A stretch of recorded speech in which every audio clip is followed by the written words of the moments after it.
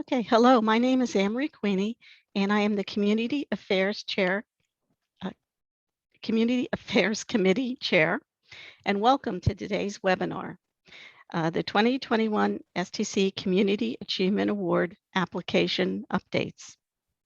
Erin Galilee, who's the STC Director of Membership and Community Relations, is our Zoom technical manager.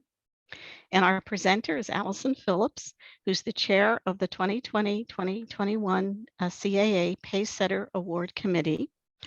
And today, Alison's going to highlight what's new on the application and provide some tips on preparing the application. And she has a brief presentation, so we're going to hold questions and discussion to after her presentation, but we'll be watching the chat, so there'll be plenty of time for Q&A and information sharing. And Alison is a senior member at the STC, and she has served in leadership roles for the STC Michigan Great Lakes chapter since 2014. And as I mentioned, she was also the chair of the CAA Pacesetter Awards Committee. And before we begin, just a few housekeeping items. Everyone will be muted because we do have approximately 21 attendees today. And please post questions in the chat panel, and I will monitor the chat panel, and so will Erin. And as I mentioned, Alison has left plenty of time for questions and discussion. So right now it's my pleasure to turn the program over to Alison, and I'm just going to turn off my video. Yeah, thanks so much, Anne-Marie. I'll stop my video as well so we can just focus on the slides for now. But as Anne-Marie mentioned, I'll be talking about the changes to the 2021 Community Achievement Award, known as the CAA application.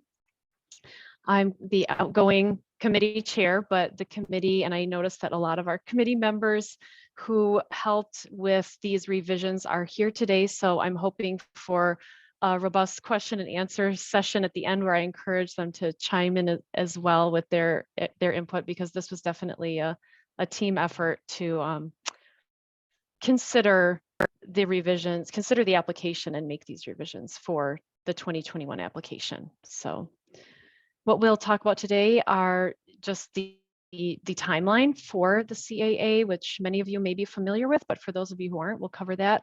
We'll go over the revisions for 2021, and then we'll have some Q&A.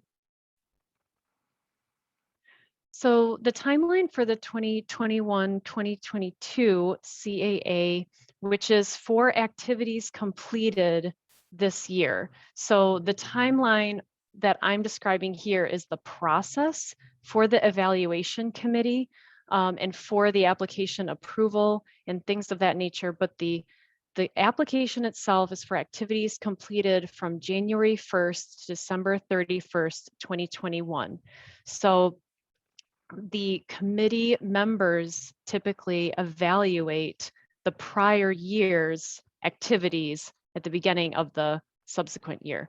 So this year, in June and July, the STC board approved the 2021 CAA guidelines, which, as I will show you today, have been revised. So those new guidelines were posted on stc.org, and we sent some notifications out to the communities through Slack and through email that were notifying communities that the guidelines were available. So hopefully all of you have had a chance to actually go and familiarize yourself with those revised guidelines.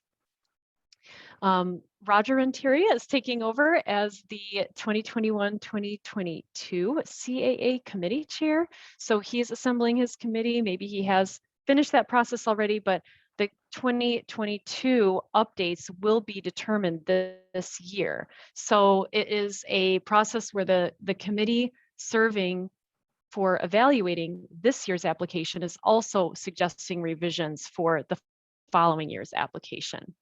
The deadline for submitting your CAA application is January 31st.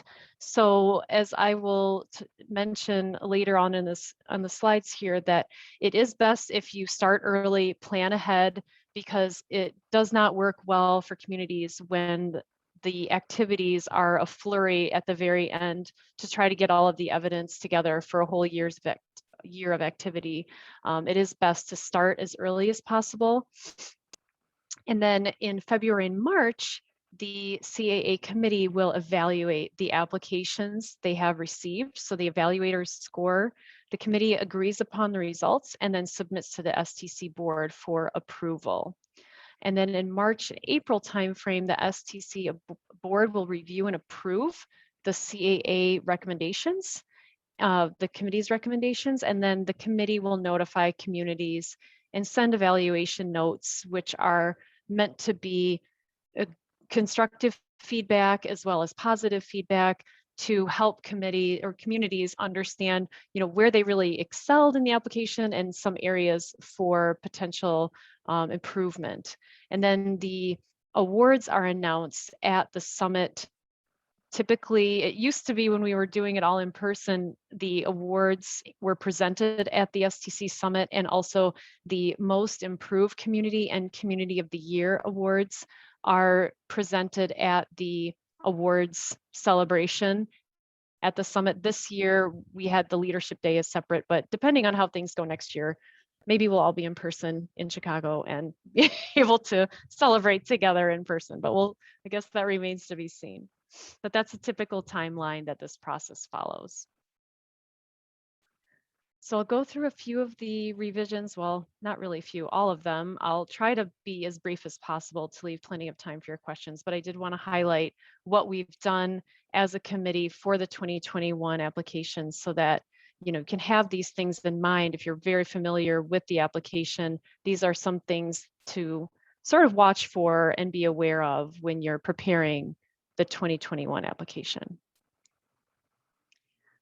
So there weren't a lot of substantive revisions. Most of the revisions were structural, and they revolved around points rebalancing, and we did actually increase the total number of points available from 89 to 90. So there's one more point available. But as you can see here, the previous point spread included a section of core items, which in the revised application, that section was deleted as the standalone section, but those items were integrated into the other areas of the application. So you can see some of the points totals went up for programs and events, for example, outreach, communication, leadership, promotion and membership. And then we also, at the very bottom here, the bonus section really was also integrated into those other areas, and we left one bonus wildcard at the very end for any activities that didn't fit into the rest of the application. So for programs and events, some of the changes, I'll just go through them as quickly as I can here, but the conference, we considered it a program and event. So we tried to take some of those areas that seemed like they logically could fit in existing categories and reduce the overall number of categories to keep all of those things that went together, as opposed to splitting them up into separate categories like core items and bonus that didn't really speak to the categories themselves. So for example, conference was relocated to this section, previously was in the bonus category. Points for holding a conference were increased from 3 to 6. We didn't think as a committee that 3 points accurately represented the amount of effort that communities put into holding a full conference. So we thought to better correlate the amount of time and effort communities invest into these conferences, we raised the points total there to 6. The competition was also formerly a bonus item. We considered that a program and event, so moved that to this section. Points for workshops were updated to specify 2 points for a 2-hour workshop, and 1 point was granted per additional hour of workshop length. So we tried to take into account that the length of a workshop did have an impact on the number of points as opposed to the number of workshops. We also looked at the promoting STC programs and relocated the former promotion and membership item here because it does have to do with programs and events. So this is for promoting STC programs only, not community programs. But we tried to locate all of that program and event information in this category. So that's why the points totals did go up here. We also added a new item for diversity, equity, and inclusion to support the Society's efforts to encourage diversity. This is a very open-ended item this year, but we encourage future committees to put a little bit more structure around this one. Right now, it's basically just encouraging communities to promote diversity, equity, inclusion in any way they choose to do so. And we realize that many communities are already doing this, but there wasn't an item on the CAA to account for this. So we did add that item this year. We also combined the former items of promoting community to other communities and promoting STC to other organizations in one item, which we call collaborate with STC communities and other organizations. So taking some of those very similar items and combining them into one item there. We also took the former bonus item of contests and business sponsorships and partnerships and relocated those items in this section and added the academic sponsorships and partnerships as well, because that was not previously mentioned in the applications before. So we increased the total possible points to 2 here under the outreach, communication, and information exchange section. In the leadership section of the application, we relocated a former core item of community leaders participating at leadership program and CAC leadership webinars to this section because we felt they fit under the umbrella of leadership. We rebalanced the overall number of points for limiting financial holdings from 5 to 2. We felt as a committee that this, limiting financial holdings was overly weighted for its importance to communities. We don't see this as being an issue with many communities currently, or any of our communities. The communities seem to be pretty fiscally responsible, so we didn't think that warranted so many points as it did in prior applications. We also changed the wording under conference presentations to highlight that the focus is on members who have presented rather than simply encouraging members to present. So really trying to encourage communities to cross the finish line and get their leaders and members to present at conferences, because we see such a huge value in that activity for communities. Under STC promotion and membership, we moved the former core item of student membership and the core item of professional membership to this section. So again, removing the core section and just putting those items in this category where we felt it fit a little bit better and more logically. The former bonus item of membership increase of 5%, again, has to do with membership, so we thought it was a natural fit here. We also had a new item of promoting STC services and initiatives, which was previously with another, I think it was promoting STC events. So we separated the events portion out and then promoting STC services initiatives, because we felt, again, those were 2 separate categories of promotion, events, as opposed to services and initiatives such as, membership drives or the summit, or services like the TC BOK and the CPTC certification and all of these other things we do at STC that aren't necessarily directly related to programs and events. Under recognition, we relocated the former leadership items, Associate Fellow Research and Education and Society Honor Societies to this section. And we also wanted to note that more awards are specified to count toward earning credit. And there will be, or is already, a newly created STC Excellence in Service Award, which the board has asked us to include here as well. So beyond just the awards that were previously mentioned in the application, we've expanded that. So in order to encourage more participation in all of the awards that are offered through STC. And for the innovation section, we increased the points totals for the value through innovation item to 4 possible points, because again, this is one of those open categories that communities can receive credit for any innovations that are newly implemented to the community for that year. And then we also, as mentioned before, all of the items that were previously in the bonus section, other than the wild card, we relocated to other sections that fit those categories. So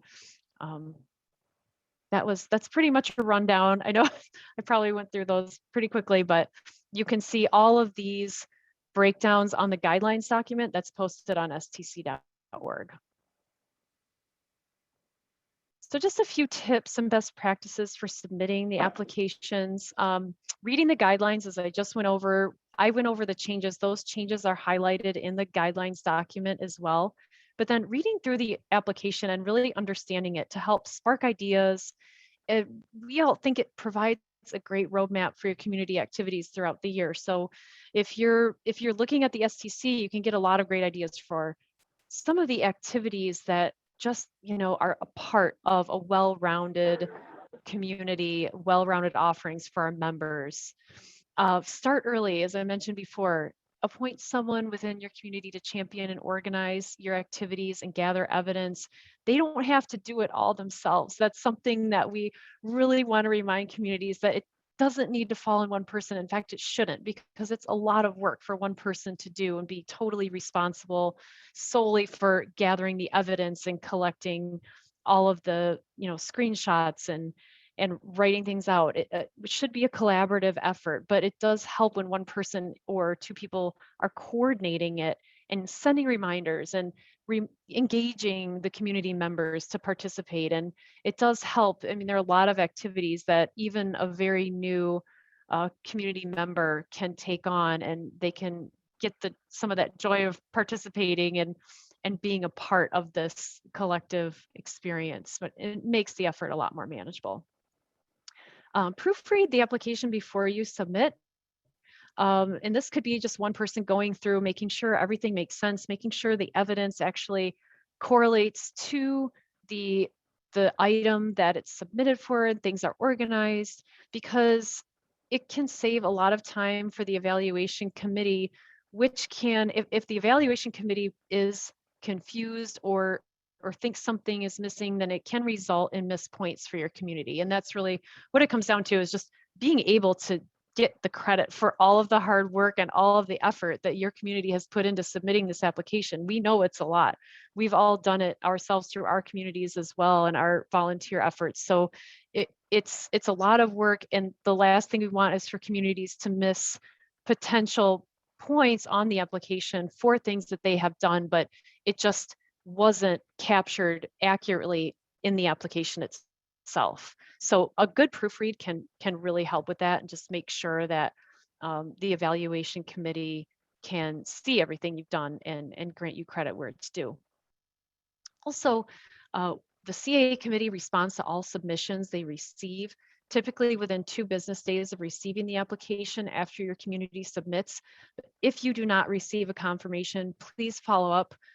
We have unfortunately had experiences where application was missed that a community submitted, and that's just a heartbreaking situation, because there's, again, so much work that goes into it, and we don't want to miss your application. So please do follow up.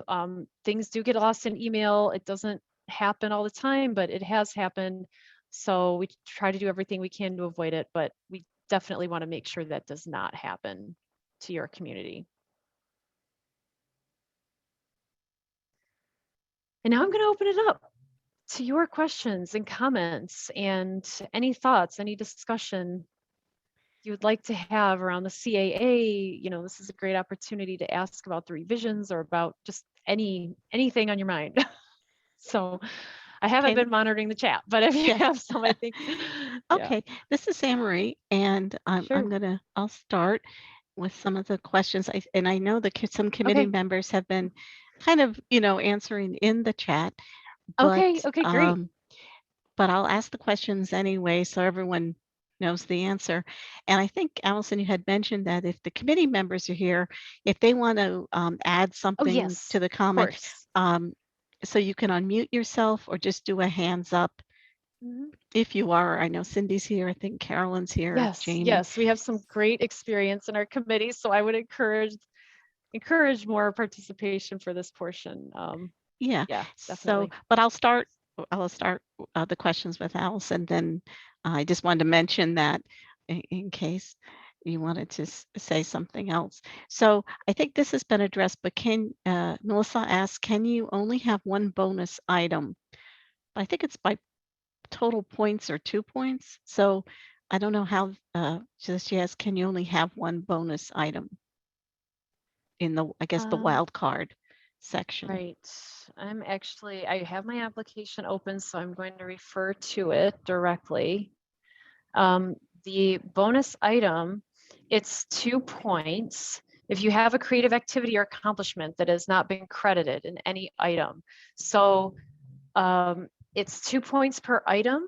So I would read that as if you want to submit more, you may, but like if you're not sure if one of them will count, you could take 2 shots at something that would count, but you're not going to get more than 2 points. So I don't know if any other committee members have anything to add there, but um, The innovation section is pretty open. right, the innovation section is very open as well. That's a great point. Is that Carolyn? I think it's the innovation point, and that is 2 points per innovative activity up to 4 points. So there are actually three, it's a great point, three open-ended kind of bonus innovation. The thing with innovation is that it does typically need to be an innovation, whereas a bonus wildcard could just be any creative activity or accomplishment that has not been credited through any other item in the application. So it's even more open-ended than innovation. Okay. There was a comment about the conferences being moved from the bonus section Yeah. to the new section, and saying that smaller communities might be hurt because now they're in the bonus section. They may not have time to, I guess, to have a conference. That's just a comment, but they're already covered, right? They're covered in the new section. They're covered. The bonus item is an open item. So, and also with innovation, a smaller community could get 6 points through bonus and innovation, which is equal to the number of points offered through a conference. So Yeah, and it seems to me that if you're the chapter that has a conference, you probably are off the charts with your points on this application. You know, it's probably like 6 points will not make or break your level, in my opinion, from what I have seen. Yes, that I agree. a chapter with a conference tends to excel in all areas. So yeah, I would say, well, just keep going towards the other things. Yeah. So Allison, exactly. Can I make a comment? This is MK. Yep, good. Hi, MK. So that was my comment, and I was on the committee. I was the chair when we added these in originally, and the reason that we had something that was that large as a bonus was because exactly for what you just said. That to have a conference, you have to be excelling at everything else to begin with. In general. And it is such a huge undertaking, and that's why it was not part of the core, because by putting stuff into the core that people cannot achieve, that automatically makes it points that they can't get. And I just don't think that that's very fair to the smaller communities. And yes, they can get together with other communities, but by announcing this mid-year, this type of huge change, I think that's hurting those communities. I think it's hurting all the small communities, because by now it's too late to plan a conference. At least everyone has the same disadvantage. It's, and the other thing You- I will mention is that it's possible to be a platinum award winning community without holding a conference. And there's no higher award level than platinum. So I feel like there are enough points available to communities here, regardless of how we categorize them. Like we said, there is no more core or bonus kind of a category. It's just points totals. And in fact, we've increased the total number of possible points and have not increased the points needed to reach award levels. So the way I guess the committee this year saw it, and please committee chime in if you have anything more to add about that. We did not think that that hurt communities because there are still plenty of points available to achieve the platinum award level without holding a conference. Not if you've kept the scale the way the same as last year. No, I don't agree with that, but that's just my opinion, and I will stop. Okay, then that's good that we have this discussion, and we'll continue. And this is why we're having, Allison agreed exactly. And I to do this. appreciate, all feedback because that's, why we're here. Yeah. So Laura asks, are chapter events considered community events or STC events? Chapter events are considered community events. I'm going to look at the. So we don't get points for promoting our chapter event, but only like the big STC overall events. I guess that was what I was asking. Okay. Oh, for more promotional? Yeah. Oh, Oh, okay. From the promoting. promotional. Yeah. The promoting STC programs is an area like promoting courses, events such as the summit conference and webinars. That is separate from your own community events. And I think that's always been that way. I don't believe that has changed. It's just promoting STC is considered separate from promoting your own community events and programs.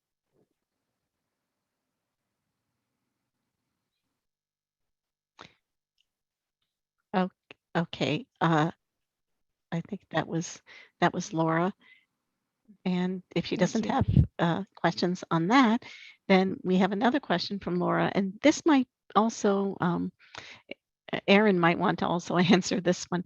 Will there be any way for us to compare membership at the beginning of the year and at the end of the year? You cannot select a date for the community reports. I can chime in there. This is Erin. Hello, everybody. Thanks. For the community reports, there isn't a sign-up date. We're actually having meetings of how to improve the community report. So there might be updates and changes that may happen throughout the year. What we do encourage, we do send a report that will on August 31st that will show just your final number of the previous membership year. So you'll have that point then, and then we encourage any community to pull your membership reports on a consistent basis, just so you have them, and that's based off of your own needs. And some groups I know pull them monthly, bi-weekly. It depends on what you're using them for, and then you can do a comparison. In that way, we have a tool that can be used that's on the CAC site, I believe, that you can easily do a comparison, so you can see who's new and who changed off of list. You can do an easy comparison. There's also a webinar that we did about a year ago about community reports. For those who aren't familiar with community reports, to talk a little bit more in detail. And I'm always available to answer questions to come up with the best plan for you as we're making improvements in what works. But there isn't a way right now to pull it and see a date of when somebody signs up for a group. So it is going to be a comparison just based off of periods of time. And that's usually best done with pulling it on a consistent basis and just seeing the difference, keep tracking the changes. Okay, thank you, Erin. Now, if there aren't any other questions on that, we'll move on to Anita. And she asks, does professional membership mean new professional or all non-student and retired members?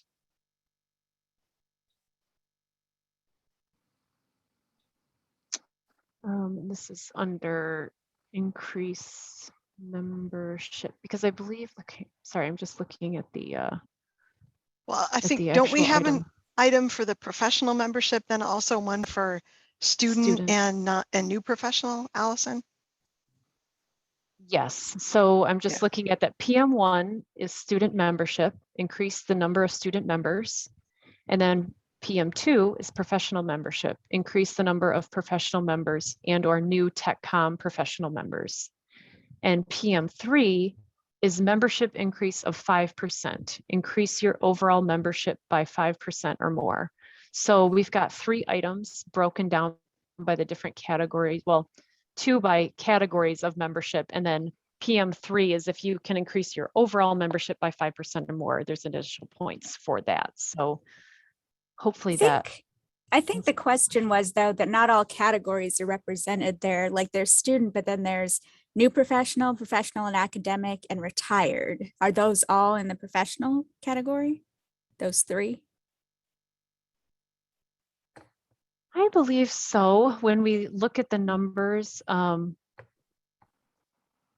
maybe this is an area of opportunity for the committee coming in this year to accurately include all of the categories. But the way I read it is it's everything but student members because we do have a special section for student members. Oh, okay. Okay, now Magali has a question, and she said, does the O3 diversity, equity, and inclusion points also count towards P2 educational programs? Like if we do a webinar or presentation on DEI, where will we enter the points?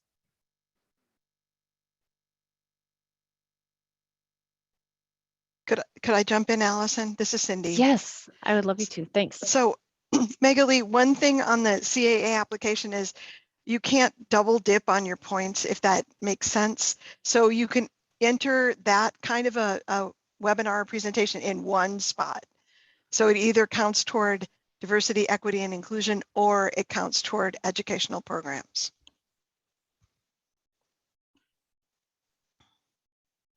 Okay, and I'll just keep going and I'll look at the chat to see if there's, because I have a lot of questions, so I'll circle around to see Sure. if, if there's any questions based on or further questions, but I do want to get through everyone else's questions. And then Melissa says, this might be kind of beyond the scope of today's webinar, but I have the same question about the Pace Setter Award. Can you submit more than one application for a Pace Setter Award?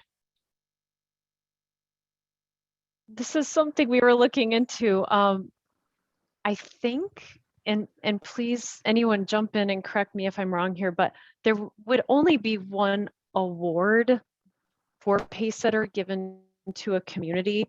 So if a community wasn't sure if one of the submissions would count toward a Pace Setter, I don't think there's anything written in the current guidelines that would prevent a community from submitting 2 times, but there would still only be one award granted to the community from my understanding. But please, if there has been another precedent set at all, or I did look through the guidelines on that and I did not find anything specifically stating that a community could only submit one idea.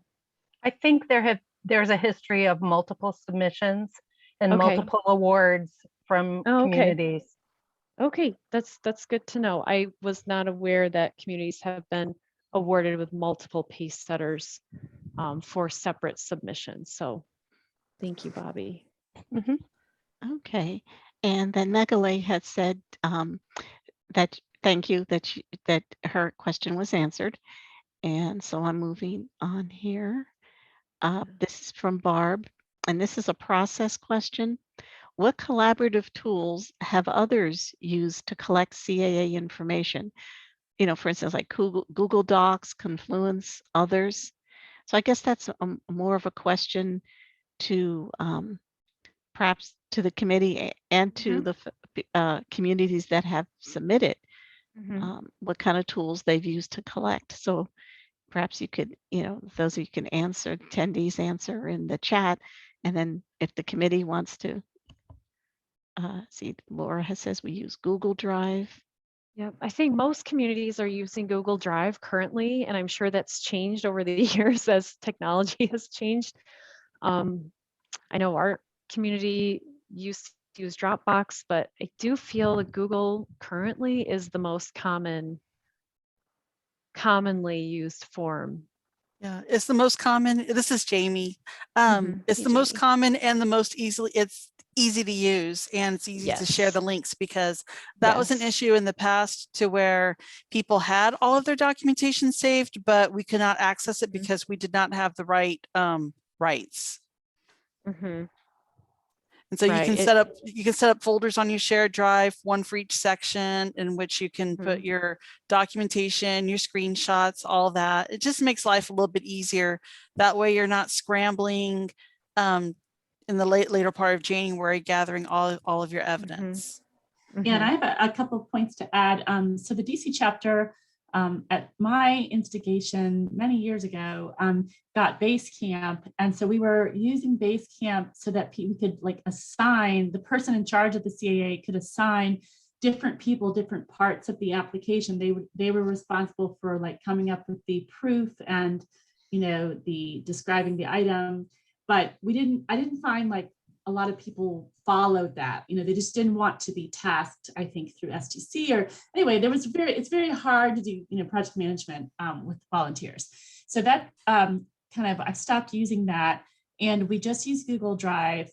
We were always using Google Drive for delivery. So I think we were one of the first chapters to start doing that. We left Word so long ago, like a long time ago. But I want to point out from Laura's point about G Suite. I am very interested in having our chapter move to that. I feel like Carolina is really on the cutting edge, really knows what is going on as far as like having G Suite. I feel like that's something that we might all want to explore a little more. Certainly you can get it for free, like she says.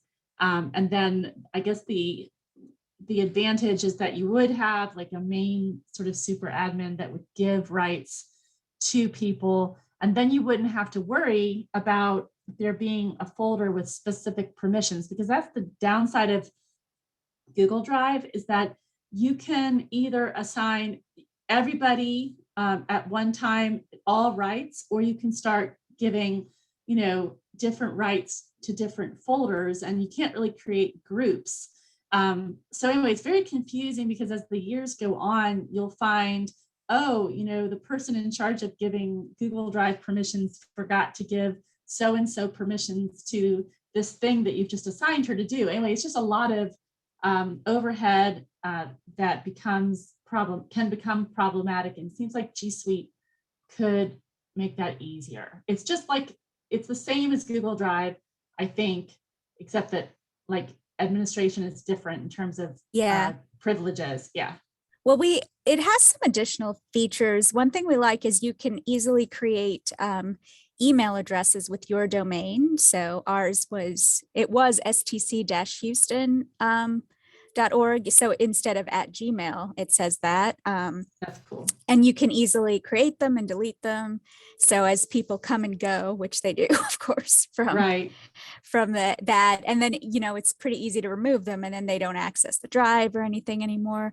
And they did give us a hard time when we got it. I think we just had to show that we were we might have had to get STC's nonprofit number, 5013C or whatever. Oh, it's now called Google Workspace. Okay. Yeah, actually, that's right. I've seen that. But yeah, I like that for the email addresses, for adding and removing permissions. And then, yeah, it's like you're in a group, so we all have access to that drive. Yeah, you don't miss somebody, which happens to us a lot. Yeah. Okay, that's a Great. good conversation. Yeah, thank you. And I just want to say that as a little promo, that the CAC September newsletter, which will be coming out in probably the first week of September, Art Berger, who I think Laura mentioned, the Carolina chapter, Art Berger has written an article regarding the Carolinas Pacesetter Award, which was the Google Groups for Nonprofits. So he's written an article, and we're going to be publishing that in the newsletter, just so people have more information about this. And if there's an interest, or people have a lot of questions to ask, I'm sure the CAC we could work with Art, and we might have like a meetup or a time where we could schedule where we could have a discussion on that. So I just wanted to say that was that's coming up, just the article. And if you're not on our CAC newsletter, if you could please just contact me, and I'm going to put my my email in here, and I can have you add it to. You do not have to be just the president or SIG manager. It's for the whole leadership council, and we try to give information like this. So I'm putting this in now while I'm waiting for some more questions. And let's see. Marie. Yeah, so can do that. And like I said, this was the Carolinas Pacesetter Award project. And if people read this and go, you know what, we'd like a deeper dive into this, or we have questions, the CAC would be more than happy to try to set up some sort of webinar or meetup where people could engage more. So we just, keep us in the mind if you want to do something like that. So I am looking here for some more questions. I'll put this slide up too, which is just some contact information. And I didn't put the actual email, your email address on here, Anne Marie or Erin, but at least the CAA at stc.org is the CAA committee email address if you need to contact the CAA committee for anything as well. Independent of who the chair is, right? Yeah. We'll go to two. Yeah, and Laura, you're right. It should be Gmail. I was writing real fast, and I'm like, well, I'm watching Google.com. Yeah, that would be nice. Yeah, I now own Google, people. I'm now the CEO of Google. No, thank you for finding that. See, technical communicators. I knew you would find that. So Roger is here, and he's the new incoming chair, but I know that he had mentioned that he might be having to run to another meeting. But if Roger, if you're still on, would you just like to say hello to the group and any comments? Well, thank you, Anne Marie, and thank you, Alison, for presenting. It's going to be a very interesting and adventurous year that we're going to have with the CEA committee, as well as the Pacesetter that I'm the chair of. So look forward to seeing a lot of wonderful submissions in January. And if you have any questions, feel free to email the CAA at stc.org, and we'll be getting an email situation set up so we can best assist you. Great. Okay. Thank you. Thanks, Roger. Okay. And Erin has placed the information in, and we have also the Community Affairs Committee email. And I see some people are needing to leave. And right now it is, we're getting close to the top of the hour. It is a little about 10 of. So I'm just looking at here, and I think we're out of questions. And so we'll wait a minute or two to see if anyone else, of course, as Alison and Roger have said, they're available to you. And now that Roger is the new chair, and Alison, and I just want to say, Alison and this year's committee, thank you very much for all your work Oh, in this and the thought. And I know that because I was the board liaison who brought we work closely together. yeah, who brought the changes to the board. So I know really, nothing is perfect, and sometimes you have to use it. And that's good to have a very robust conversation or discussion about things. But once it's used, then, for a year, then we can always go back and relook at it. But I do want to thank Allison's leadership in the committee, because I know that they put a tremendous amount of work into this, thought into it, and really their whole purpose was, is to make it more accessible for more chapters and communities. And so I thank you for all that.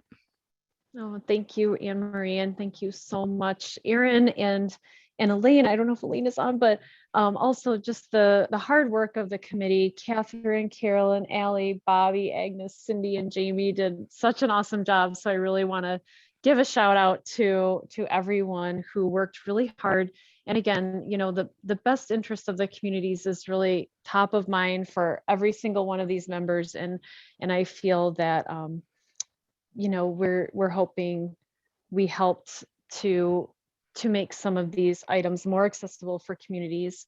And we just, I just thank all of the great ideas and the energy and the passion that was put into this committee. So thank you all for everything. Okay.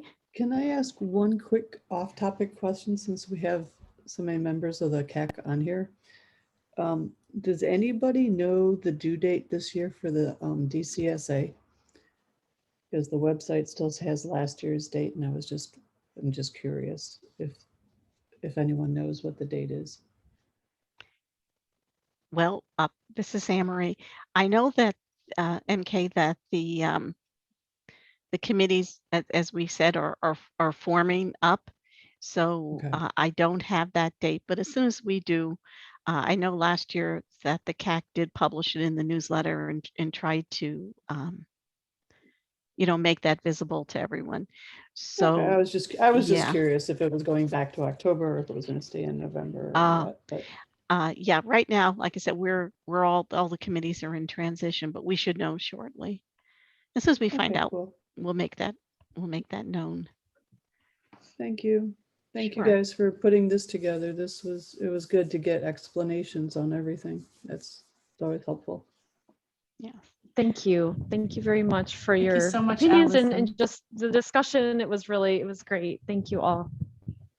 I agree. Okay. Well,